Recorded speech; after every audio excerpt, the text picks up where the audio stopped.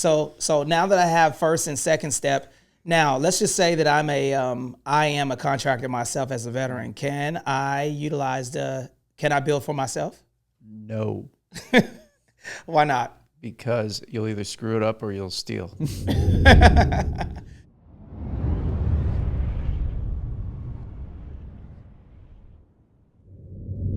This is Anthony Glenn checking in with the Sitrep podcast where we help you win in real estate. And today we're talking about how to win with the VA construction loan. And today we got no other than the beard model extraordinaire, Ian Jensen. Did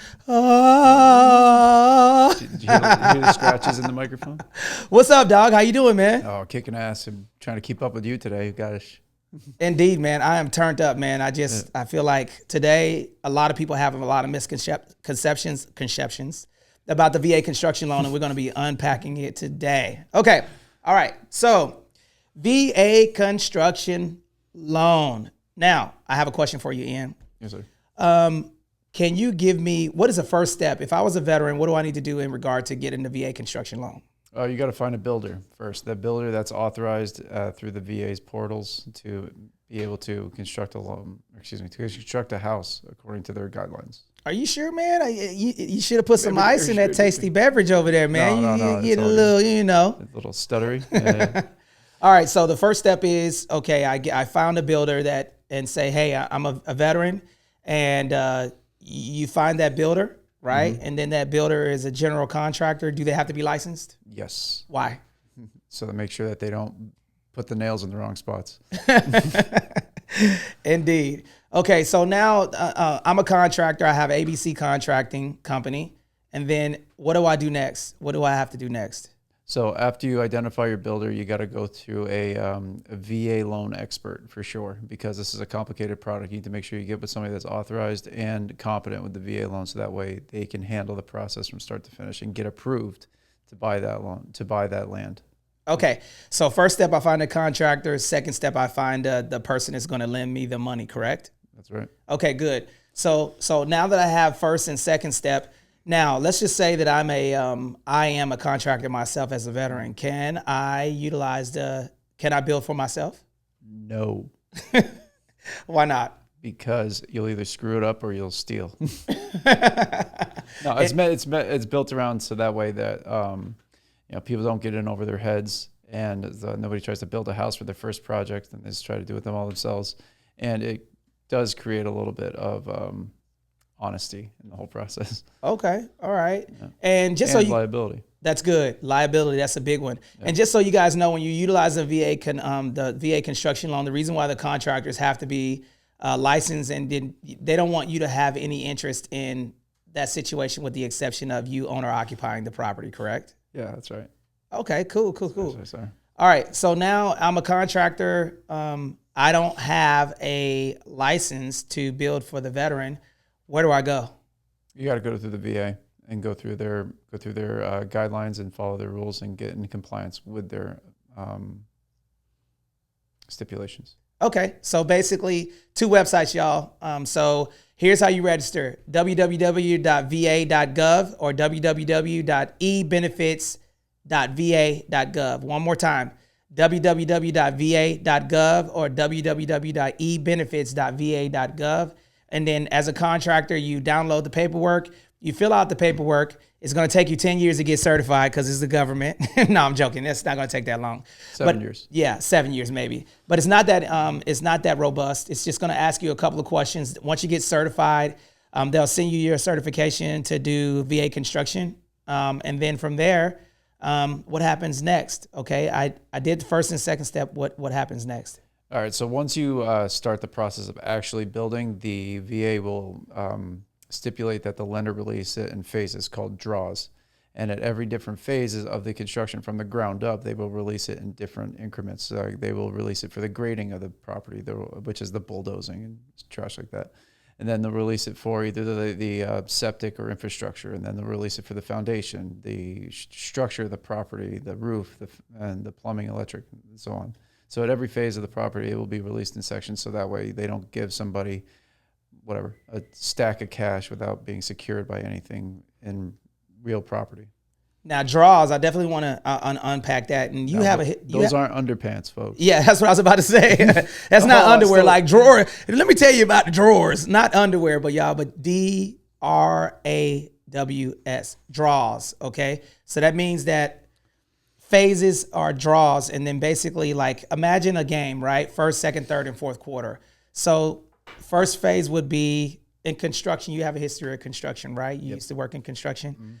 So when you build a property, what would you say the first phase would be in building a property? The grading, or like the septic, or the in the ground infrastructure, the plumbing or the wiring or anything like that that's in the dirt that goes to the property or the home, the structure. So that way it can be integrated into the house from there. Okay, that's good. I would say also to add to that, what would be in the first phase of the draw would be the plans, right? So now I do have a question for you.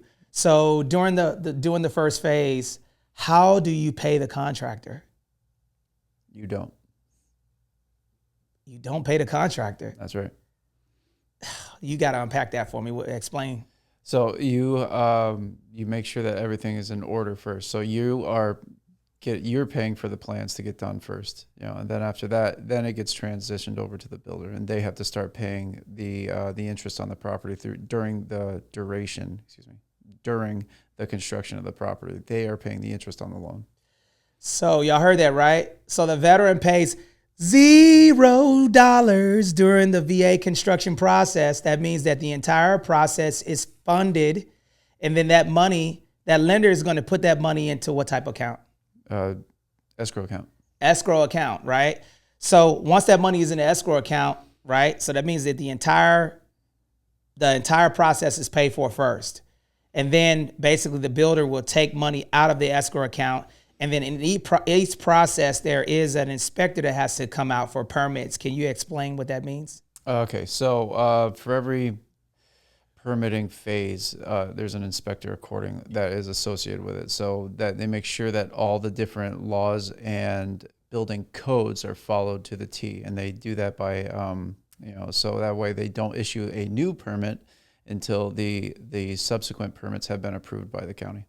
Man, I'm telling you right now, listen, we just rolled up the Chick-fil-A. Yeah, I know I like chicken nuggets, man. He just dropped those chicken nuggets in the grease, man. Mm-hmm. They frying right now. You hear the sizzling. We're cooking right now, man. What kind of piece we getting? We getting a 9-piece or a 12-piece? This is good information, man, because see, a lot of people don't even know that the VA construction loan can be done, right? So we talked about first phase, which is finding the VA construction person. The second phase is actually getting the bag, getting the money, right? The third phase is getting the money into an escrow account. Now, Southern states use attorneys, and California uses escrow. Can you explain to me what an escrow account is? So an escrow account is a neutral third party. So that way everybody's kept honest in the whole procedure. So that way, there's a lot of money transferring back and forth. People want to make sure that the contract is followed accordingly. So what they do is if you and I are in a contract together and, this is escrow, I'll put the money in here, and then escrow will then take the money and then put it in your glass after that. So that makes sure that's a bad example. Let me start again. So escrow is a neutral third party. What they do is they facilitate the transfer and that everything follows according to contract. What happens after that? So the money will be released from the buyer, placed into escrow, and then escrow will then make sure that the contract is completed accordingly and then release the funds to the other party in the contract. Okay, so escrow essentially works as like a referee, right? They're not on the either boxer side. They kind of work as a neutral third party, and then basically the money goes in here, and then escrow can't do anything unless it's a mutual agreement, right? Yep. So they won't release the other side of the contract. So in real estate, usually it's the title that everyone's after, and then so the seller owns the title at the time of contract, and the buyer owns the money at the time of the contract. So once the money is transferred to the seller, the escrow ensures that the title is then transferred to the buyer. That is really, really good, man. All right, so now we're starting to go vertical. Now The cool thing about the process is that the entire deal is funded before the shovel hits the dirt, right? Correct. Yeah, the loan is closed before the dirt starts getting moved. Correct. Okay, and then following that, you go vertical. Then after you go vertical, you have phases. So I just want to make sure that we're going through everything. So lender and contractor, money goes into escrow. Okay, contractor pulls draws. They give a scope of work of the contract. Why is the scope of work important in regard to the phases of the payout period? Because it shows off what is going to be completed in each phase. So after each phase is then completed, that scope of work is then checked off. Therefore, the next round of draws is then released to fund the next phase of the project. Okay, and then after each phase, that basically means the inspector will come out and then give the thumbs up to continue to the next phase, right? That's correct, yeah. Very good, very good. Okay, now, why is it important? I want to talk about permits in that process.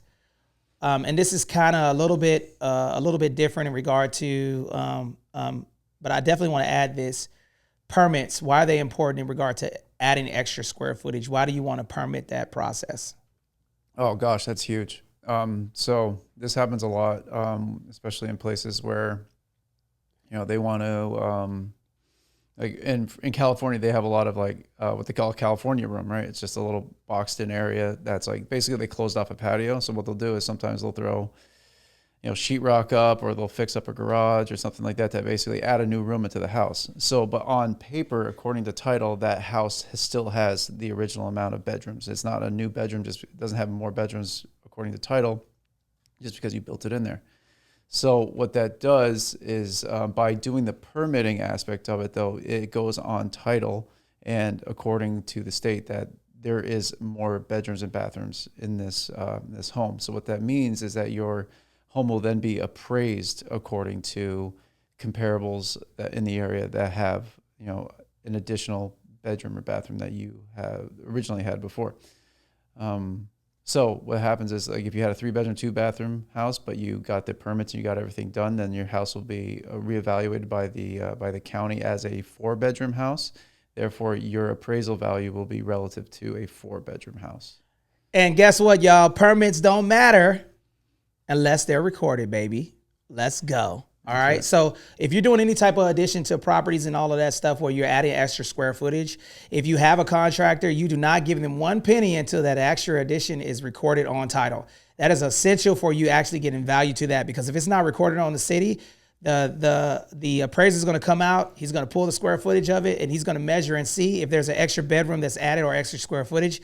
It does not matter unless it's recorded. And guess what? That appraiser is not going to sacrifice their license because you had Uncle Bojack come and add an extra bedroom, and then now that extra bedroom catches fire, and then now you have a litigation on your hands. So that is big, and that's really, really good information. Thank you for that. That's huge. Now, let's wrap this up. So now we did the permitting, and we got the phases done. The draws are done. What happens next? What happens after the? Do you pay any interest or anything in regard to when the phases are getting done or during the process? When does the veteran start making monthly payments on that VA construction loan? So the veteran starts making payments when the certification of compliance is completed. Compliance is the kind of the moneymaker word in this one. So after everything's completed, right, all the paint's dry, then somebody comes in there and goes through it, making sure that all the permits before it are valid, and that everything is now suitable for inhabitation. So it's an actual cert. It's like a certificate of inhabitation.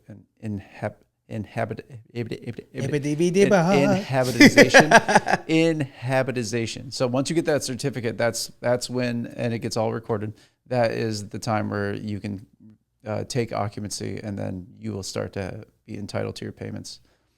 Nice. Okay. So, man, is there anything else or any save rounds that we not go over for the Sitrep podcast in regard to the VA construction loan masterclass? No, that's a good one. There's a couple little details here and there, but that's just kind of minutia. Whew, man, this was good, man. So Y'all heard it here first. Right now, I guarantee you, if you look on YouTube and look up VA construction loans, the Sitrep podcast is the first one that's bringing the VA construction loan to a theater near you. So, man, this has been a really, really excellent podcast. Thank you for sharing the information. Ian Jensen, how can we find you? You can find me on Instagram at Jensitron, Jensetron.